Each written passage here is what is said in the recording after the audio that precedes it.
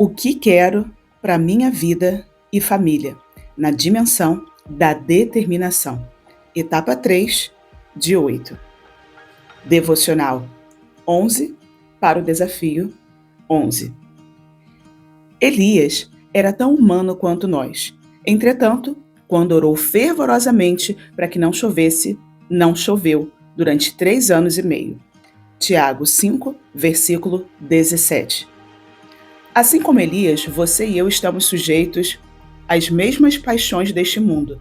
O texto relata que ele orou fervorosamente e determinou que não choveria, e não choveu.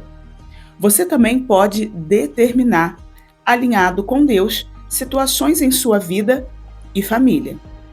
Determinação vem do latim determinatio. É a ação e o efeito de determinar. Tomar uma resolução, fixar os termos de algo, assinalar algo para algum efeito. Foi o que o profeta Elias fez no primeiro livro de Reis, capítulo 17. Ele determinou que não choveria, até que fosse liberada uma palavra dele novamente, devido à tamanha maldade praticada pelo rei Acabe junto à sua esposa Jezabel. Você pode perceber, lendo todo esse capítulo, que determinar de forma bem resolvida envolve obedecer a Deus. O que as situações mais delicadas que você enfrenta na vida geram? Reclamações ou indignação santa? Se forem apenas reclamações, você não estará obedecendo a Deus e seu estado tende a piorar. Mas se a sua resposta for uma indignação santa e você decidir obedecer ao querer de Deus em tudo, orando fervorosamente, você pode determinar com sucesso e êxito o que quiser na sua vida. Caso contrário, seus esforços serão muito maiores e os resultados não serão eficazes. Algumas pessoas utilizam a passagem de Jó, capítulo 22, versículo 28, isoladamente dizendo: determinarás tu algum negócio e ser-te-á firme, e a luz brilhará em teus caminhos. Essa passagem é de Elifaz, que achava que seu amigo Jó passava por aquela situação devido a algum pecado cometido, e que bastava ele se arrepender e determinar algo para voltar a brilhar. Entretanto, quando vamos para Jó 42, versículos 7 e 10, diz: sucedeu que, acabando o Senhor de falar a Jó aquelas palavras, o Senhor disse a Elifaz, o temanita: a minha ira se acendeu contra ti e contra os teus 2 amigos, porque não falaste de mim o que era reto, como meu servo Jó. E o Senhor virou o cativeiro de Jó quando orava pelos seus amigos, e o Senhor acrescentou em dobro a tudo quanto Jó antes possuía. Você já pensou na possibilidade de que sua dificuldade em determinada área pode ser um treinamento intensivo de Deus para a sua vida? Essa é uma das formas que Deus utiliza para provar no caminho e saber se você está apto para receber o dobro do que tinha. Por isso, levante-se, deixe toda a prostração, revista-se de força, cinja seus lombos e determine. Deus falará contigo e operará maravilhas na sua vida e família. Desafio: converse com os membros de sua família e determine em comum acordo como vocês estarão daqui a 5 anos, longo prazo. Escreva o prazo em um lugar visível a todos e revisem mensalmente para possíveis ajustes. Ore fervorosamente por estas causas com fé. Liste 7 ações para executar semanalmente em prol daquilo que foi determinado. E então chegamos no momento muito especial, o momento de orar a palavra, de alinhar ao querer de Deus. Então, vamos para Tiago 4, 3 e Romanos 8, versículos 26 e 27.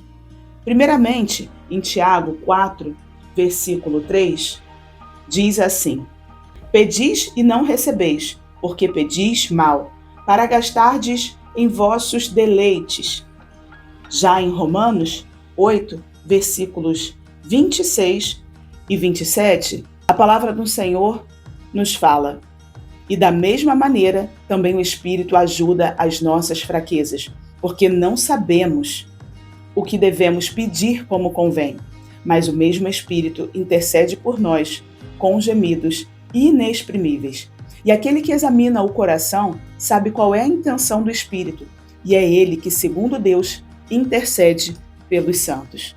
Senhor, diante da tua palavra que é real e é fiel e é verdadeira, nós reconhecemos que de nós mesmos nós não temos nada de bom. E quando muitas vezes pedimos somente para nós mesmos.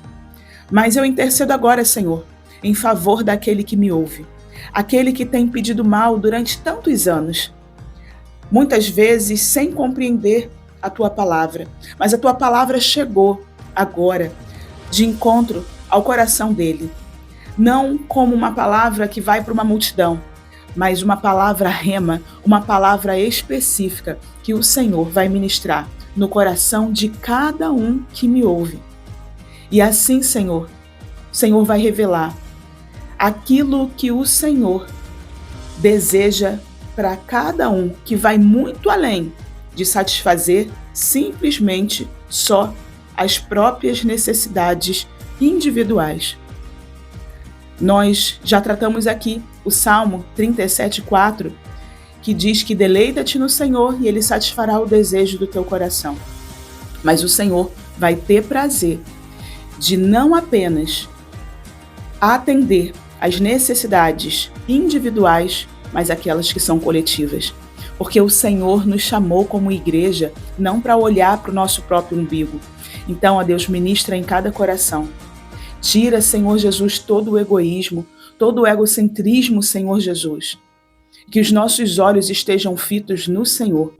Porque todas as vezes, Senhor Jesus, que meu irmão e minha irmã desviem os olhos, Senhor Jesus, do Senhor, que é o centro, nós tendemos, Senhor Jesus, a nos inclinarmos para a carne e assim procurar somente as nossas próprias necessidades.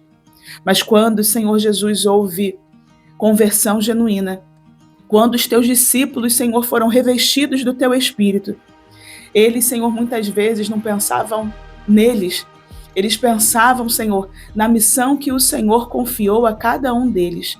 E por isso o Senhor supria as necessidades deles e fazia-os avançar no teu reino e ia acrescentando, Senhor Jesus, à medida que eles andavam em espírito, cumprindo a tua palavra, seguindo a voz do teu Espírito. E é por isso, Senhor Jesus, que eu clamo aqui conforme Romanos 8, 26 e 27, que diz que nós não sabemos orar como convém. As minhas palavras, Senhor Jesus, só são palavras se não virem acompanhadas, Senhor, do poder do teu Espírito. E por isso eu oro e intercedo aqui, Senhor, por cada irmão, por cada irmã que tem orado, Senhor Jesus, em espírito, buscado o Senhor em espírito e em verdade, e que anseia, Senhor, bênçãos para a sua própria vida, para a sua família, que é algo que veio do teu coração. A família, Senhor Jesus, é plano do Senhor, é a base, Senhor Jesus, para uma igreja forte, é uma família forte e bem resolvida no Senhor. A nossa sociedade, Senhor Jesus, se encontra numa situação, Senhor Jesus, de calamidade, porque famílias têm sido destruídas. Independente, Senhor, de ideologias, de políticas, Senhor, nós estabelecemos o teu reino aqui na terra. Estabelecemos o teu reino, Senhor, em cada lar e declaramos o teu Espírito, o poder do teu Espírito para interceder por cada um de nós. Ó Pai, eu clamo neste dia em que cada um me ouve, para que o Senhor examine cada coração, cada intenção e assim o teu Espírito opere além da nossa mente limitada, além, Senhor Jesus, da nossa carne. O Senhor haja o sobrenatural, assim como o Senhor fez com Elias, que era homem, Senhor Jesus, tão humano assim como nós. mas que determinava, alinhado à tua palavra, e assim o Senhor cumpria. Nos ajusta, Senhor, e que haja fervor em cada coração, para não apenas determinar, mas avançar no teu reino segundo o teu querer. Em nome de Jesus. Amém. Anote nesse instante, não perca, não deixe para depois aquilo que o Espírito Santo falou ao seu coração. É importante você deixar registrado, seja no seu livro físico, que você pode adquirir, ou até mesmo em um caderno, num diário, como você achar melhor. Mas registre o dia e aquilo que o Espírito Santo falou ao seu coração, que eu tenho certeza que ele está ministrando coisas poderosas na sua vida. E registre também aquilo que você vai se comprometer a fazer.